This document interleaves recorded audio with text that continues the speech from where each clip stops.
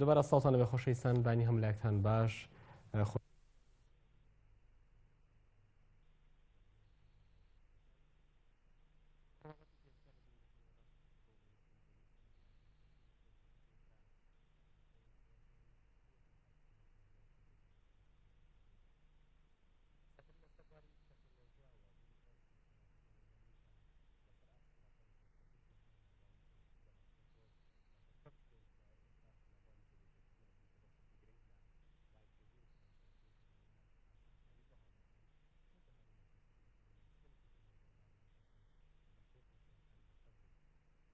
هەرچەندە هەوڵی هەیە هەوڵی جدی هەن بۆ چارەسەرکردنی زۆرێک لەو گرفتاریشانەی کە زۆر جار لە ڕایکردنی مامەڵی هاوڵاتیان تەنانەت وەکو پێشوازی و تەنانەت چارەسەرکردنی نەخۆشەکان لە نێو فەرمانگە و تەنانەت بن کە تەندروستی نەخۆشخانەکان دابڵی دەکرێت بەڵام چە دەتوانیمان ئێمە سوود لە ئەزمموی بواری تەکنۆلۆژیای سەردەم بە تایبەت لە بواری پزیشکیدا وەربگرین. دیارە هەوڵ هەن بە تایبەت کوردستانیان لە دەری وڵات ئەو کوردانی کە لە وڵاتانی ئەوروپا ژیاون بە تایبەت لە ڕووی وەرگرتنی پسپۆری وە شارەزایان لە بواری تەکنۆلۆژیای زانیاری پزیشکیدا هەوڵیان داوە ئەزمموی و کار و بەرهەم و تەنانەت ئەو گەنجینە دەوڵەمەندی کە لە بواری تەکنۆلۆژیادا لەوێ هەیە بووە بیگوازنەوە بە کوردستان لێرەدا بتوان ببێتە بەشێکی گرنگ لەوەی کە خزمەتی تاکی کوردی بۆ بکەم. ئێمە ئەمڕۆ لە ستۆدیۆ میوانداری دوو گەنج دوو بەڕێز خۆشەویستەکەین کە ئەوانیش کاک لاوین سەگڤان ئەتروشی پسپۆر لە بواری تەکنۆلۆژیای پزیشکی کە لە وڵاتی بەریتانیا ژێت و بە یەکێک لە شارەزانی بواری تەکنۆلۆژیای زانیاری پزیشکی دانرێت کە وەکو کوردێک لە وڵاتە ئەژی تەروا دکتۆر عەلی عەباس کە وەکو مامۆستای زانکۆ لە ستودیۆ لەگەڵمان میوانمان ئەبە و وەرواکو ئەوەرگێڕیش هەرچەندە وەکو هاوکار وە کاک لاوین هەرچەندە کوردێکی باش نیە بەهۆی ئەوەی کە لە وڵاتی بەریتانیا لەدایک بووە. بايتان باش لاوین گیان بەخێر بێ دکتۆر باین باش بەخێر بێ. لاوین ئەگەر شتێک تێ لە سەرەتا پێمانێ بڵێ بەخێر بێ باین باش بەخێر بێتەوە بە کوردستان هەرچەندە لێرە دایک نەبووی بەڵام تاندازێک ئەوزان کوردێک ئەتوانی کەمێک قسەی پێ بکەیت. بەێ بەێ بەیانی باشتان زۆ مەمنون بۆ ئەمڕۆ داوای لێبوردن دەکەم کە کوردیەکەم باشە بەس هەندە باش احتیاط کە جوانێم تێ بکەن کاک دکتۆر عەلی یارمەتیم دەداتن زۆریز مەمنونم ئینشاڵڵا هیوادارم بۆ سەفەری دی زیاتر باشتریز دەبیتن کوردیەکەم. بەڵام دەستە خۆش بێ لاوین گیان ئەگەر پرسیێن سەرەوەی کە چۆن دەتوانین ئێمە سیستەمی تەندروستی یاخود تەکنۆلۆژیای سیستەمی تەندروستی لە هەرێمی کوردستان لەوەی کە ئێستا هەیە پەرەی پێ بدەین و دروستی بکەین. How can we develop the current healthcare system in Kurdistan and improve? The current healthcare system in Kurdistan is in a process of reform. طبعا سیستمی یاخود بڵێن خزمەتگوزاری چاودێری تەندروستی لە کوردستان ئێستا لە پرۆسەیەکی چاکسازیدا بەردەوام. And it's getting better. However, there are new technologies that are emerging. و لە تەتەوەردا و خەریکەوە بەرەو باشتر دەکرێت بەڵام هەندێک بواری بەکارهێنانی تەکنۆلۆژیای زانیاری یاخود بڵێن IT کە ئێستا لە ئارادایە. And these new technologies will support the current system which is in place. طبعا ئەو سیستەما تەکنۆلۆژیا پاڵپشتی لەو سیستەمەی خزمەتگوزاری تەندروستی ئێستا دەکات. There are many aspects of how the system can improve, how the technology can improve the current healthcare system. One of the main aspects is the transfer of knowledge and information to strengthen and standardize the education that's in the current system. زۆر لایەن هەیە یەکێک لەوانە بۆ دەتوانین لە ڕێگای گواستنەوەی ئەو معلومات و ئەو زانیاریە بۆ ئەوەی ئەو سیستەمی خزمەتگوزاری چاودێری تەندروستی باشتر بکا و بەهێزی بکە. بەڵام کاک لاوین ئەگەر پرسیێن سەرەوەی کە ئەم سیستەمە چۆن دەتوانین ئێمە لە هەرێمی کوردستان سوودی لێ وەربگرین وەکو ئەزمموی وڵاتانی پێشکەوتووی کە جەنابتان لە وڵاتی بەریتانیا ئەژین ئێمە چۆن دەتوانین سوود لەو ئەزممونە تەکنۆلۆژیایی سەردەم وەربگرین کە لێرەش بە هەمان شێوەی نەخۆشخانەکانی بۆ نمونە وڵاتانی پێشکەوتوو چارەسەری نەخۆش بکرێن. How can we get use of this system that you are talking about here in Kurdistan on a real ground, and how can we transfer this experience from the UK experience to Kurdistan? First of all, may I stress that what I've observed and witnessed is in Kurdistan, we have a very highly talented pool of professionals, especially in the healthcare sector, who need support and guidance but are extremely talented. It's also important to remember, yes, we cannot compare London with Kurdistan, not only because of the technological differences, but mainly because they are two different systems.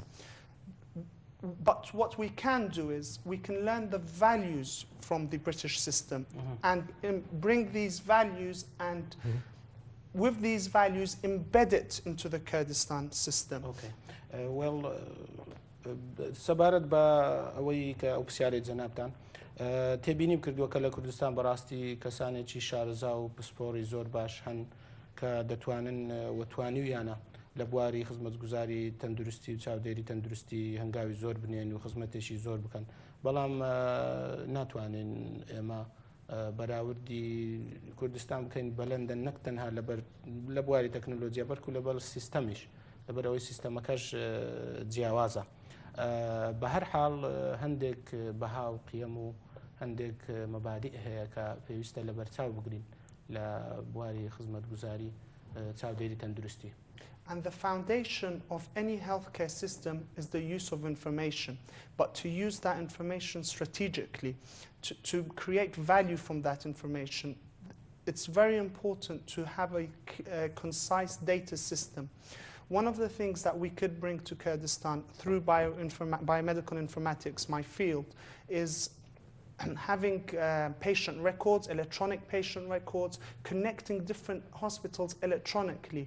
It will طبعا بناغي سيستمي خدمة گزاري تندرستي بريتيا لا هبوني معلومات وهروها بشويتش استراتيجي بتواني او معلوماتها بكاربيني اويج للرقاي هبوني سيستمي شي داتا وزانياري طبعا لو حقلي دليك من ايش لي دكم لو بوارا كبيدلن بايوميديكال انفورماتيك كالبواري تكنولوجيا زانياري بو صحية تندرستي دەتوانێت سوودی لێوە بگیرێ بەم شێوەیە.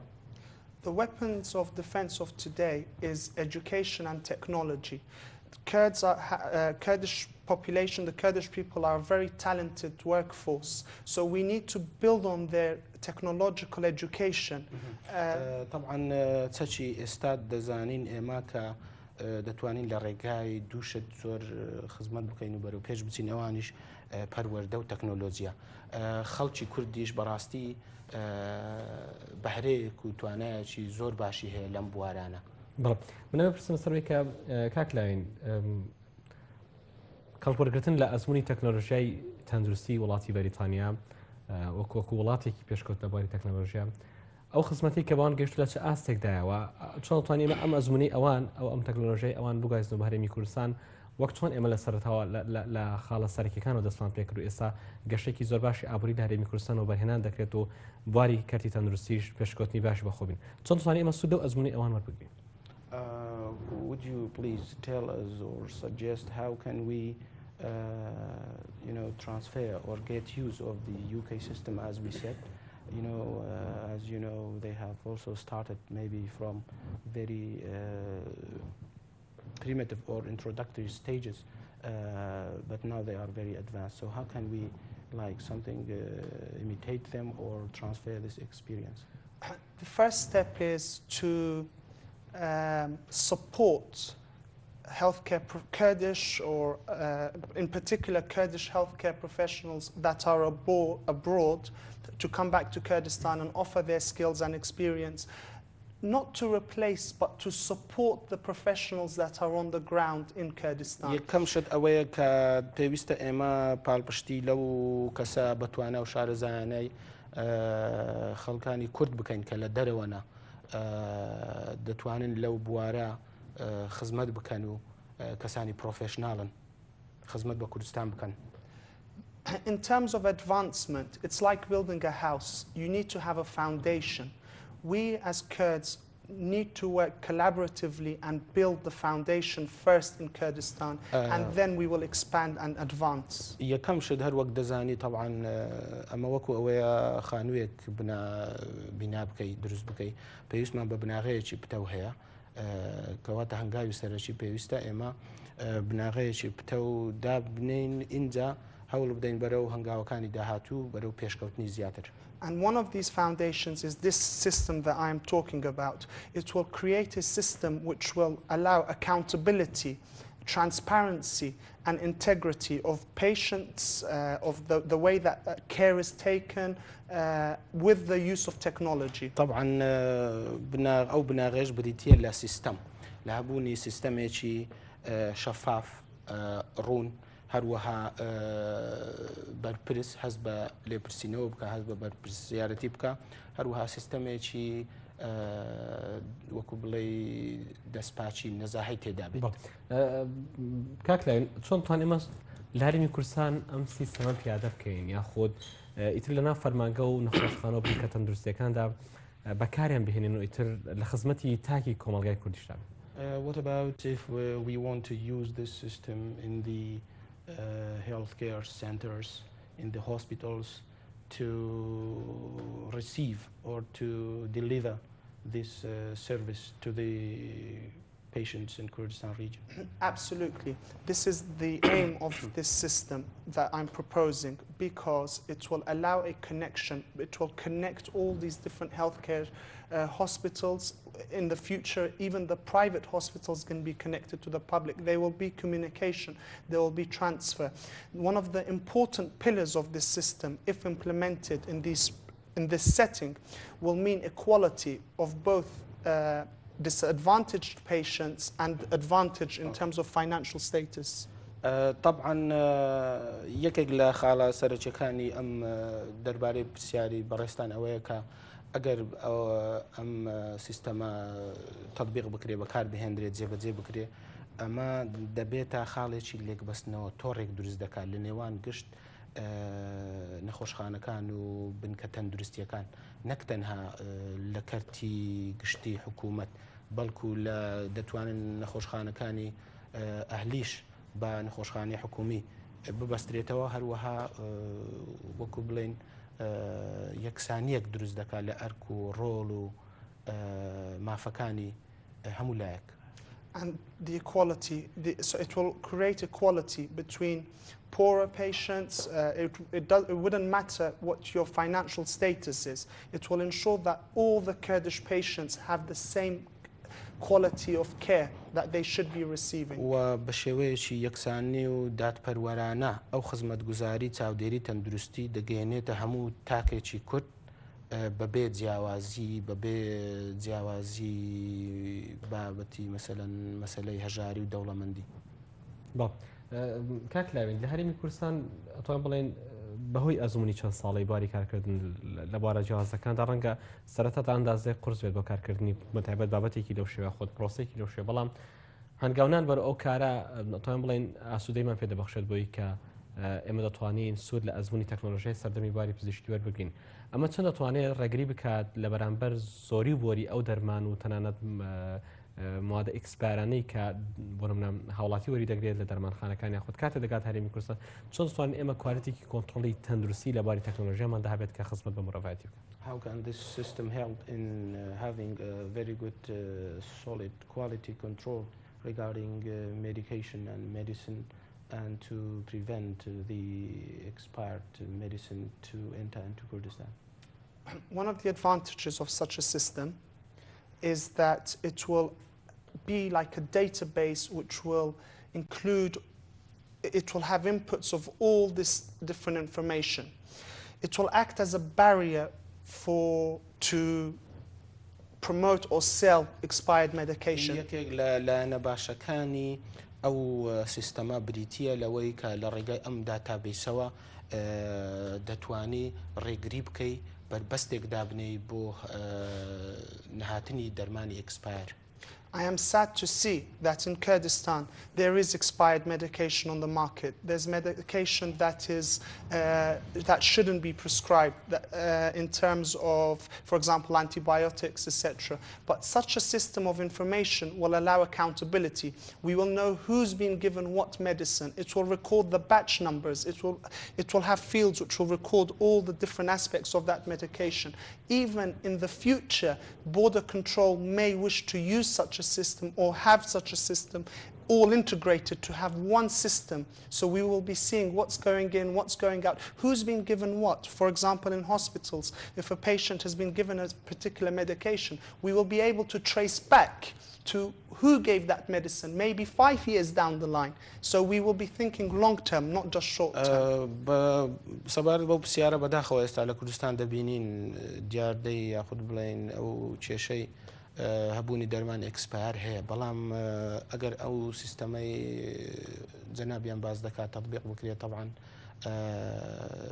ئەمە ڕێگرێکی تەواو دەکات لە هێنان و بەکارهێنانی دەرمانی ئەکسپایر چۆن لە ڕێگای ئەو سیستەمە کە سیستەمێکی تەکنۆلۆژیا زانیاری ئەلکترۆنیە دەتوانی کاریگەری یاخود تەسیری هەبێت لەسەر سنوورەکانیش بتوانین کە کوالیتی کۆنتڕۆل لە سنوورەکان بەهێزتر بکەی کە ئەگەر دەرمانی ئەکسپایریش نهێڵی داخل بێ ئەگەر داخلیش بێ بەڵام کە دەگاتە ئەوەی پێش ئەوەی بگاتە خەڵک لەوێن دەر بزانێت چێ هێناوێتی و چۆن دەگەڕێنیەوە ئەو لایەنە کە هێناوێتی یعنی سیستەمێکی زۆر شەفاف و زۆر لایەنی تەرکیز لەسەر لایەنی ئەوەی دەکاتەوە کە لێپرسینەوە لەو کەسە دەکرێت کە دەدۆزرێتەوە فعلاً ئەو کەسە دەرمانەکەی هێناوە.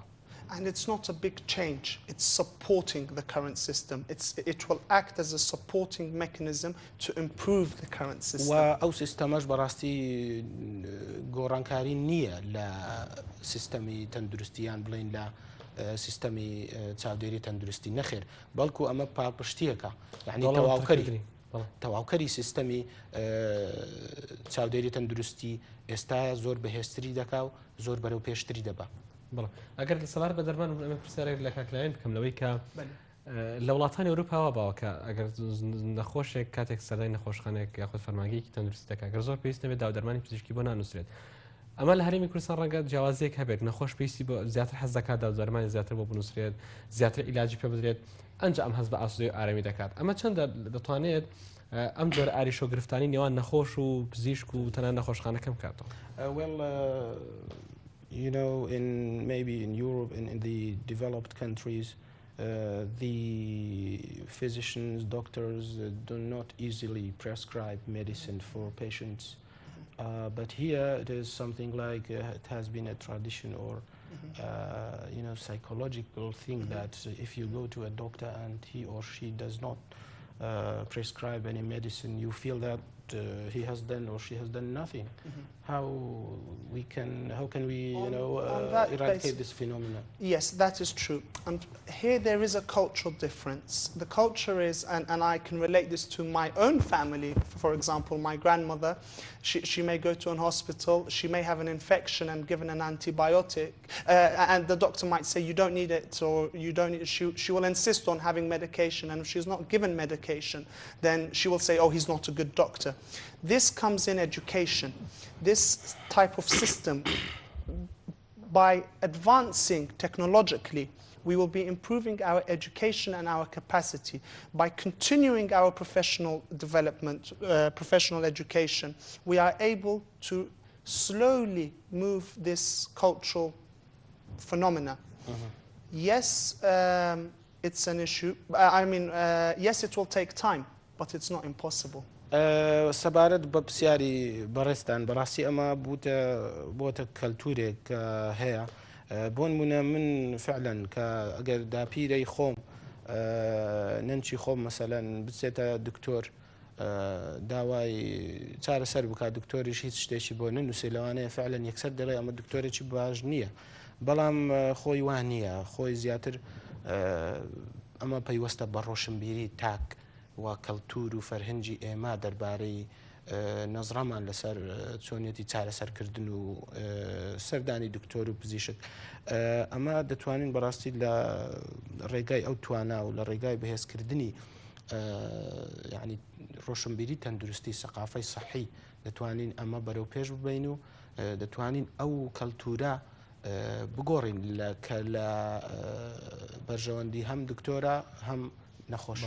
بڵێ چۆ دەتوانین ئێمە بۆ مافی نەخۆش لە وەرگرتنی بۆ نەداو دەرمان یاخۆ چارەسەری پزیشکی تەکنۆلۆژیای سەردەم چەندە ڕۆڵی هەیە لەسەرەوەی کە پابند بێت وەکو ئەستیزامێک پابند بێت بە مافی نەخۆش لە چارەسەرکردنی نەخۆشیەکانیدا. How the system that we are talking about can preserve or protect the rights of patients in getting proper treatment. One of the main priorities that I think should be done in Kurdistan Health is to move towards a patient-centered healthcare. At the moment, it's a doctor-centered healthcare. By the differences, I mean patient-centered, to have the patient informed of their condition more, to get them engaged. Such a system will allow, due to everything being recorded, due to having that mechanism and validation of the data, we will be able to see what is being done with that patient. Maybe not tomorrow, maybe in 5 years' time, maybe in 10 years' time, and we could trace back. طبعا یەکێک لە نەباشەکانی ئەو سیستەمە ئەوەیە کە سەبارەت بە مافی نەخۆش طبعا ئەولەویەت دەداتە ئەوەی کە نەخۆش سنتەری یاخود چەقی بابەتەکەیە بەڵێ کە ئێستا دەبینین دکتۆر جەناب مثلەن دکتۆرە بەڕێزەکان جەنابی دکتۆرەکان سنتەری ئەو بابەتەنە بەڵام پێویستە نەخۆش تەرکیزی لەسەر بکرێت جەختی لەسەر بکرێتەوە چۆن ئەمەش لە ڕێگە هەندێک میکانیزم و داتا و کە هەمووی ڕیکۆرد دەکرێت تۆمار دەکرێت و دەزانی یاخود مثلەن پرسیار لە زیاتر پرسیار لە نەخۆشەکە دەکاوە هەمووی تۆمار دەکرێت دەتوانرێ پێی بڵێ کە چۆن ئەو نەخۆشیە مثلەن هەبووە و تا چەند یعنی ئەو داتای لێ وەردەگری دەتوانین لەو ڕێگایەوە باشتر بکرێت. ئەگەر پرسیارێکی تر بکەین لەمەڕ ئەوەی کە تەکنۆلۆژیای سەردەم توانێتی زۆرێک لە ئاریشۆ گرفتەکان کەم بکاتەوە کاکلاین بۆ نمونە چەڕۆژێک بەر لە ئێستێمە لە ڕاپۆرتێکمان لە ستۆکهۆڵمی پایتەختی سویدەوە کۆمەڵێک کوردی گەنج وەکو جەنابتان لە پرۆژەیەکی باری ئەلکترۆنی وێبسایتێکدا پرۆژەیەکی لە باری نەخۆشیە دەرونیەکان نەخۆشی خەمۆکی کۆمەڵێک گەنج لە ڕێگەی وێبسایتێکەوە کۆمەڵێک داتاپەیسیان هەبوو لە سەبار بە نەخۆشیەکان نەخۆش بۆ خۆی دەتوانێت بەشداری بێت و ئەندام لە وێبسایت و دواتریش هەر لە بە هەمان شێوە کۆمەڵێک پزیشک بەشدارن لە وێبسایتە لە ڕێگەی ئەنتەرنێت دەتوانێت چارەسەری بۆ بکات و گفتوگۆ بکەن و ڕۆژانە ڕێنمایی بکات داودەرمانی بۆ بنووسێت چۆن بیرتان لەوە نەکردێتەوە پرۆژێکی لەم شێوە هەبێت و لەگەڵ کوردستانە کۆنتاکتان هەبێت ئایا پرۆژێکی لەم شێوە لەبەردەستەیە؟ Well, we have been, watching a report about having patients to be treated through online or through internet. There were some, Kurdish specialists in Sweden that they have worked on this. Do you have any such idea for future online treatment and also the patient to be part of the process of treating? I'm quite glad you used this example. This example is basically a nutshell of what my field is about. زۆر سوپاس بەڕاستی بۆ باسکردنی ئەم نمونەیە ئەم نمونەی بەڕێستان ئاماژەتان پێدا ئەمە وەکو بڵێ خولاسەی یان پوختەی ئەو کارەی ئێمە لەوەدا چڕ دەبێتەوە. But this will come under the long term. I have thought about it, but it's on the long-term strategy. We first must focus on the foundations. First, we need to work on the foundations of the healthcare system, strengthen the current healthcare system, and slowly, and then we will accelerate to that stage. طبعا أو خالي ئاماژەمان پێدا ئەمە لە استراتیجیەتدا هەیە بەڵام بە ماوەیەکی کورتخایەن بەدەست نایە پێویستی بە یعنی ماوەیەکی درێژخایەنتر هەیە ئێستا ئێمە زیاتر ئەولەویەت دەدەینە وەکو گوتمان بناغە یعنی ئەو بناغەیەی ئەو سیستەمە کە چۆن دادەنەی چۆن پاڵپشتی سیستەمی تەندروستی خزمەت جوگای تەندروستی ئێستا بکات لە مەودای دوور لە ماوەی درێژخایەن ئەوەی ئەو خاڵەش دەبێت کە نەخۆش خۆی بەشدار بێ و لە سەر هێڵ. And one of my main priorities is to ensure, if such a system is implemented, that the poorer people will also be included in the equation. If we just set up an online website suddenly, at the moment, it won't have, it won't be equality. And it's important to have that equality. So that will come on the long term. But once the foundation is done, then people will be more aware of the system, the information, the use of information, and from there, they too will be included. But if we jumped and started a website straight away, what's the chances that most people from the street will use such a system? Would they know how to use such a system? It's about the training. We have state-of-the-art technology in some of the hospitals. I give you that. However, there are issues with the usability of such equipment because we... سەبارەت بەو پرسیارەی لەسەر ئەو پرسیارەی جەنابتان ڕادەوەستین ئێمە دەمانەوێت یەکەم جار ئەولەویەت بدەینە ئەوەی کە دڵنیابین هەموو خەڵکێک دەتوانێت بەشدار بێت لەو سیستەمە بەڕاستی مەوزوعی مەسەلەن بەکارهێنانی ئەنتەرنێت و هەبوونی ئەنتەرنێت و یعنی هەوکو گوتمان جیاوازی نێوان هەژار و دەوڵەمەند نەمێنێ لە وەرگرتنی ئەو خزمەتە و چارەسەرکردنی لەلایەن ئەو خزمەتەوە چونکە ئێمە ئەگەر ئێستا یەکسەر لە کاتی ئێستا هەڵبستین بە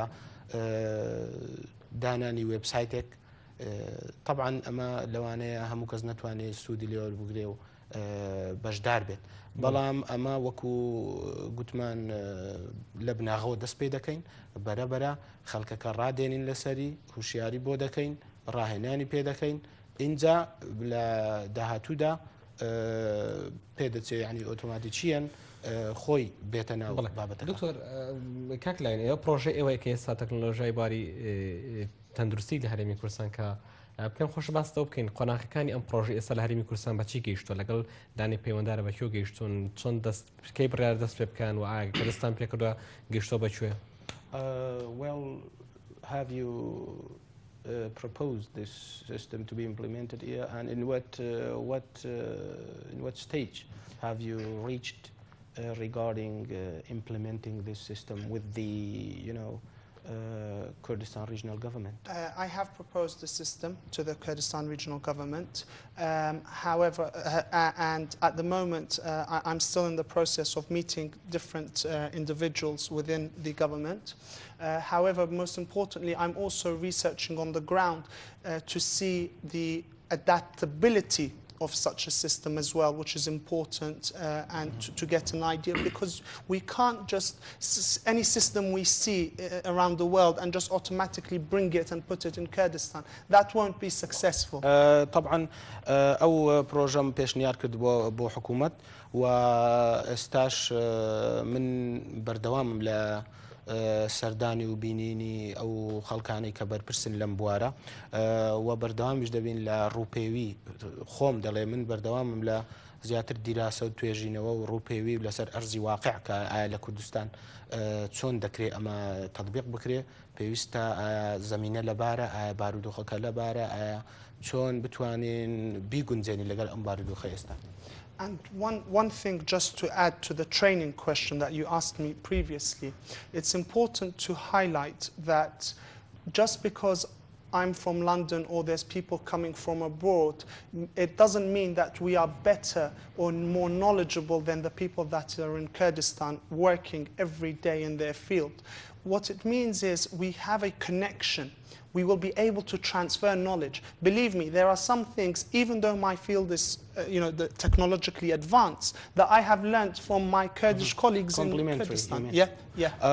هەروەها خاڵێکی تر هەیە دەمەوێت ئاماژەی پێ بدەم سەبارەت بە پرسیارەکەی بەڕێستان لە بواری ڕاهێنانی خەڵکی خۆمان و بەشداریکردنی خەڵکی خۆمان و ڕۆشنبیری تەندروستیان دەڵێ کە من لە وڵاتێکی پێشکەوتو خوێندومە و پسپۆڕیم وەرگرتووە مانای ئەوە نییە من باشترم و یاخود بڵێن بەتواناترم لە کادیری تەندروستی هەرێمی کوردستان نەخێر بە هیچ شێوەیەک بەڵکو ئێمە پاڵپشتی یەکتر دەکەین یعنی یەکتر تەواو دەکەین دەڵێ من زۆر شت فێر بووم لە ئەو بەڕێزانەی لە بواری تەندروستی لە هەرێمی کوردستان کار دەکەن من وەکو کەسێکی پسپۆڕ و شارەزا لەو بوارە زۆر شت بەڕاستی لەوان فێر دەبم کەواتە هەردوو لامان یەکتر تەواو دەکەین ئەوان نییە کە بڵێ من لە لەندەن هاتوومەوە و لە بریتانیا و لە وڵاتێش پێشکەوتو هەموو شتێک دەزانم و خوا نەخواستە ئەوان نازانن نەخێر بەڵکو ئێمە پاڵپشتی و تەواوکەری یەکترین و هەندێک جار شتی زیاتر لەوان فێر دەبین بەڕاستی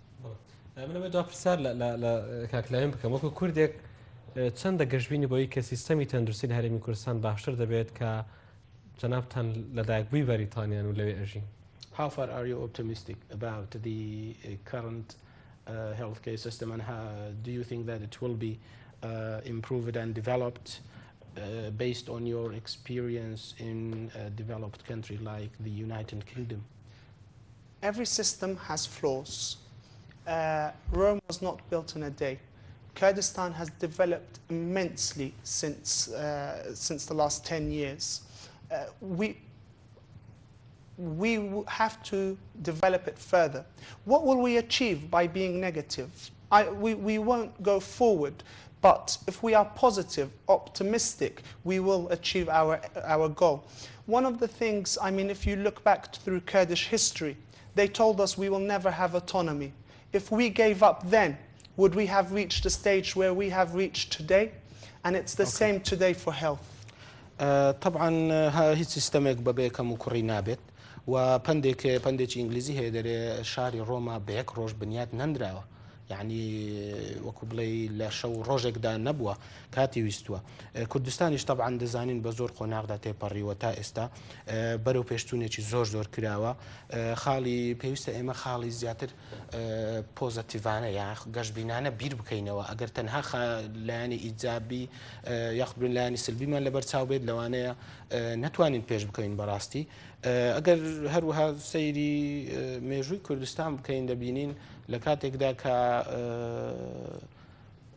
مەوزوعی یاخود بابەتی سیاسی کە کورد داوای ئۆتۆنۆمی دەکرد ئەگەر وازی هێنا بە ئێستا لەوانەیە نەمانتوانیمە بگەیشت باینە ئەو قۆناغی ئێستاکە بابەتی فیدرالی و وەرکو زیاتریش هەیە باز دەکرێت.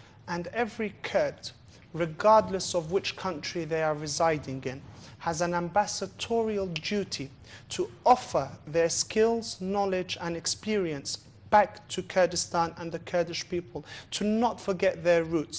Yes, my Kurdish is improving and it's not great, but I've still been told my roots and I've been taught my roots and our values and honor and what makes us Kurdish. هەروەها طبعا هەموو کوردێکیش کە لە دەرەوە دەژی پێویستە وەکو دیپلۆماتێک وەکو باڵوێزێکی وڵاتی خۆی پیشان بدا بە دەستگرتن بە بەها و داب و نەریت و یاخود بڵێن عادات و تەقالیدی باب و باپیرانمانەوە پێویستە ئەو شتانە لەبیر نەکەین هەرچەندە پێویستە ئەو توانە و ئەو زانیاری و ئەو معلوماتەوە ئەو شارەزاییە بگوازینەوە بە وڵاتی خۆمان بەڵام نابێ ڕابردوو نابێ ڕۆشنبیری هەروەها مێژووی خۆمان باب و باپیرمان لەبیر بکەین بەڕاستی.